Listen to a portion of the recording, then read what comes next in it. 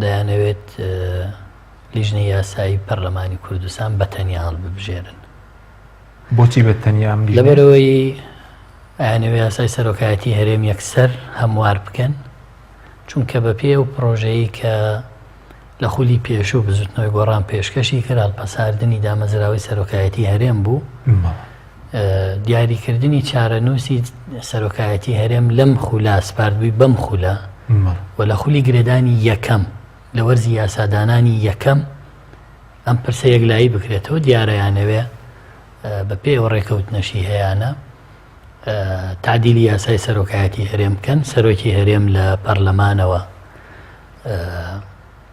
هەڵببژێردرێ، بەڵام بە هەموو دەسەڵاتەکانی پێشوویەوە.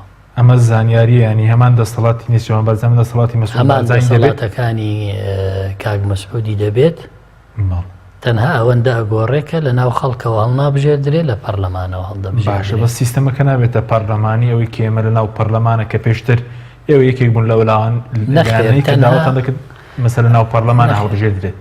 کاتێک کە تۆ دەڵێی گۆڕینی سیستەمی حکومڕانی لە سەرۆکایەتی بۆ پەرلەمانی، یعنی وەکو عێراقی لێبێ. عێراق دەوڵەتێکی فیدراڵە، ئێمە هەرێمێکین لە عێراق. سەرۆکۆماری عێراق ئەو دەسەڵاتانەی نییە کە سەرۆکی هەرێم هەیەی، و لە ناو پەرلەمان سەرۆک کۆمار هەڵبژێراوە، دەسەڵاتی پرۆتۆکۆلی و تەشریفاتی هەیە. بەڵام سەرۆکی هەرێم لە پەرلەمانیش هەڵبژێردرێ، سەرۆکی فەرماندەی هێزە چەکدارەکانیشە بێ، توانێت حاڵەتی نائاسایی ڕابگەێنێت، توانێت پەرلەمان حەلکە. ئەمە کەی سیستەمی پەرلەمانیە؟